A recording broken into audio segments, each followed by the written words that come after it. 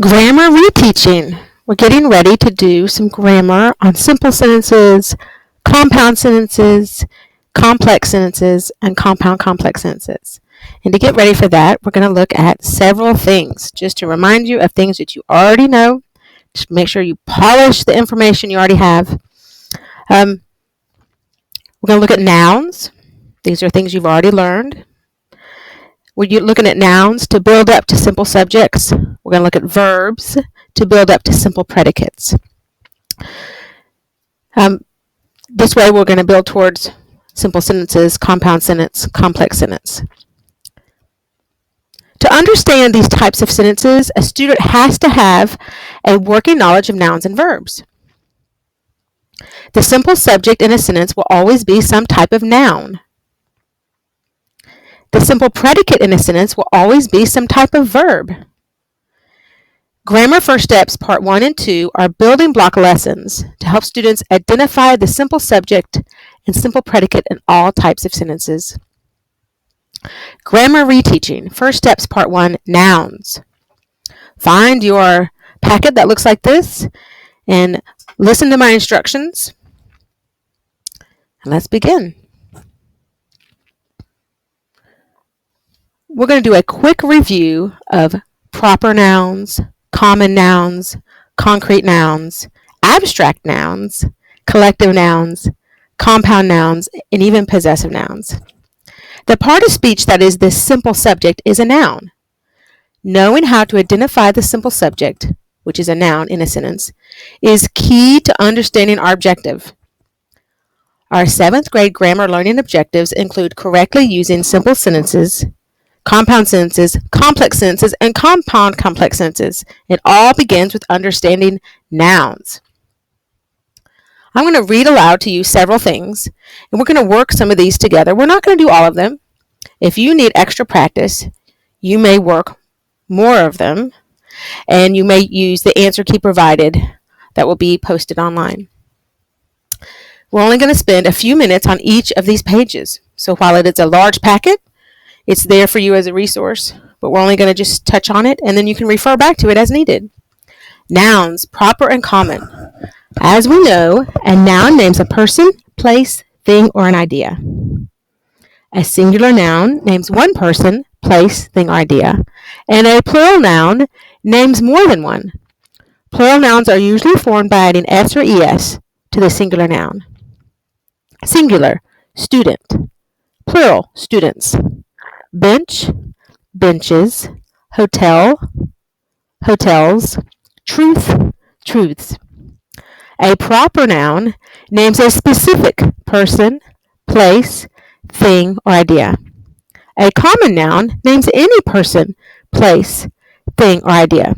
Proper noun would be Thomas Alvarez. The common noun would be man. Proper noun, Canada. Common noun, country. Proper noun, Sears Tower. Common noun, building.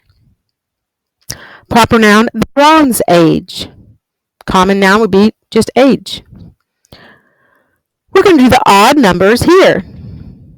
I'm going to get you started, and then you're going to work for a certain number of minutes, and then we're going to move on to the next page. Exercise 1. Write S-I-N-G, sing, in the blank if the italicized word is a singular noun. Write P-L if it is plural. Example, Juanita suggested that my boys visit the circus. See how this font right here is slightly different looking? It's a little slanted. That's called italics. These days we have so many different types of font, so sometimes students' eyes don't necessarily go directly to that. Keep in mind we do not write in a font that would be italics because, like my handwriting, all of it looks italicized. So this is PL because boys is plural. Let's do 1, 3, 5, 7, 9, 11, and 13. I'll get you started. Keep in mind, let's just do the odd numbers. And if you need extra practice, you can go back at another time and do the even number and check your answers with the answers that will be posted online soon. Number 1, Circus Royale was the name of the circus that came to town last week.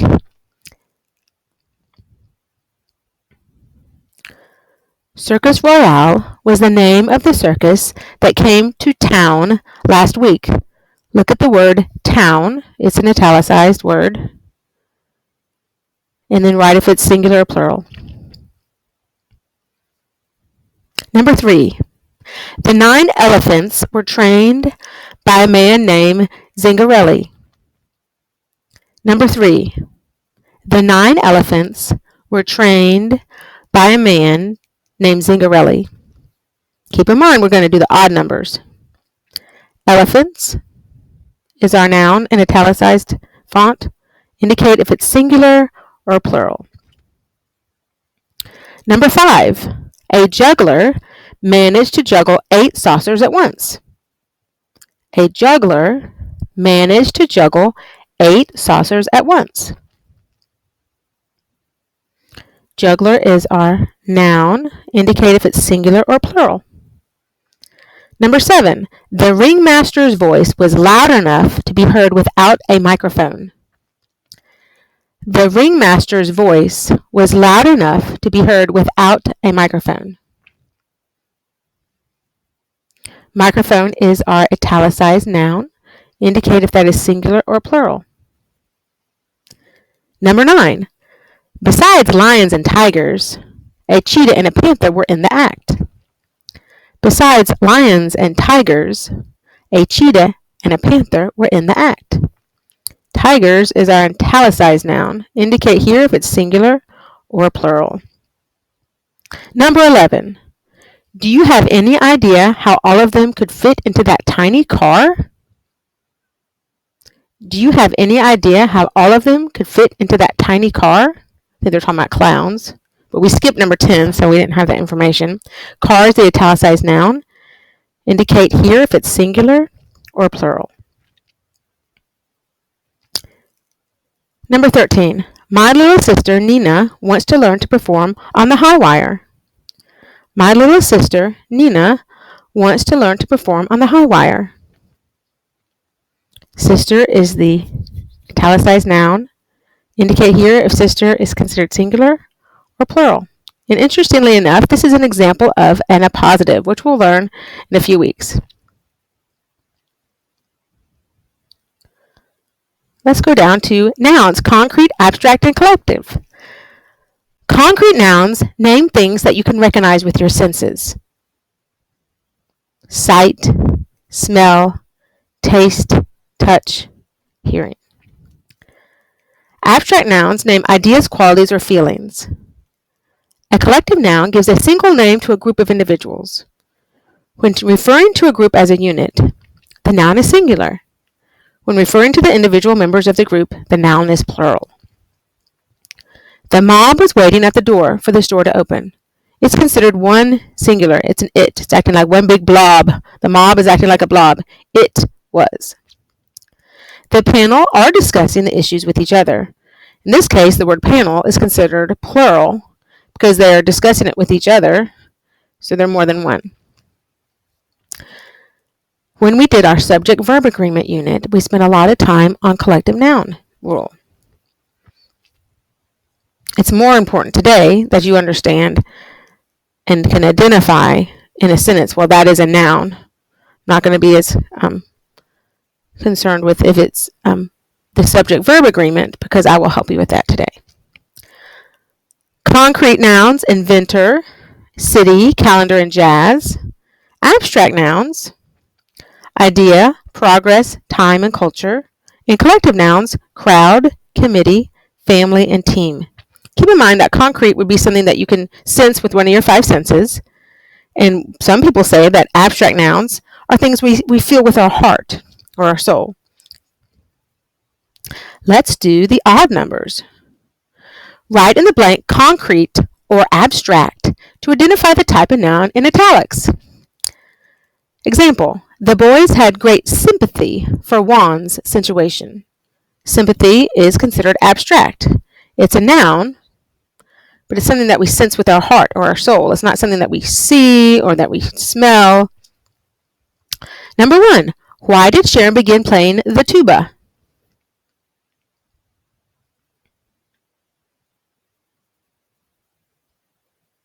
Tuba is your italicized noun.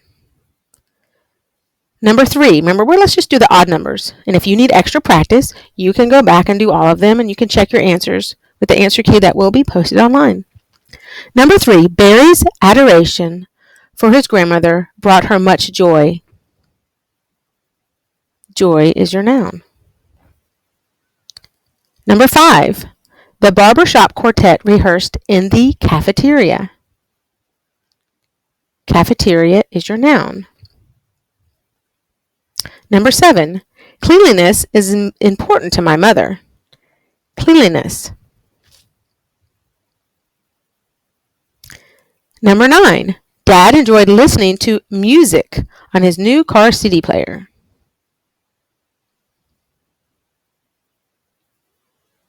And number 11, the success of the recycling program depended on everyone's cooperation. Success is your noun. Hopefully you can see the ones that are physically things that we can determine or things that we feel with our heart and our soul. Going on down, working quickly, nouns, compound and possessive. Compound nouns are nouns that are made up of 2 or more words. To form a plural of a compound noun, written as one word, add s or es. Add es to words ending in ch, sh, s, x, and z. When the compound noun is hyphenated, or written as more than one word, make the most important part of the noun plural.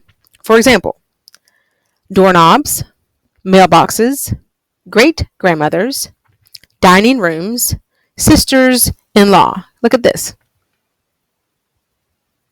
So we wouldn't say sister-in-laws. We plural the word sister, not the word law. Sisters-in-law. As you know, a possessive noun names who or what owns or has something.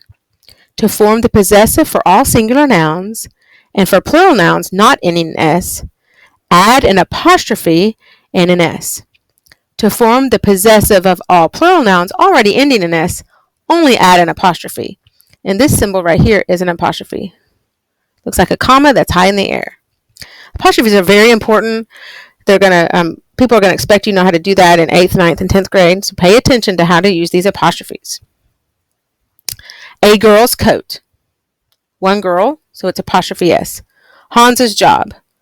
The guy's name is Hans, so we don't take away his s. Just leave his name as he is and add an apostrophe s. Children's voices. Apostrophe s. Boys' shoes. That would be more than one boy. Shoes. Bakeries' cakes. More than one bakery's cakes. Now this would be standard grammar.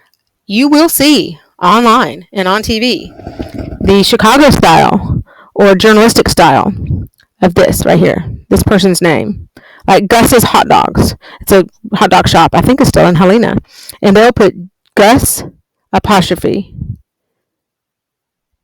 hot dogs. And so they don't follow this rule. But that's not what we're doing. They can do their own journalistic situation, but that's not standard grammar. Okay, I'm going to read these. We're going to do the odd numbers only. Are you ready? Write in the blank the correct plural form of the compound noun in parentheses. Example, during the holidays, we visit both of my grandmother.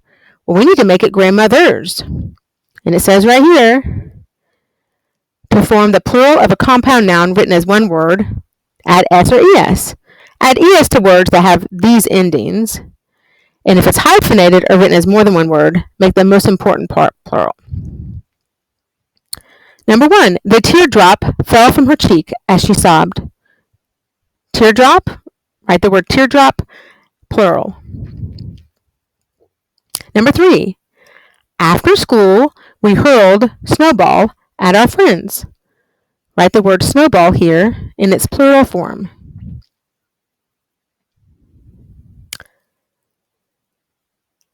Number 5, at the end of the contest, the runner-up collected their awards.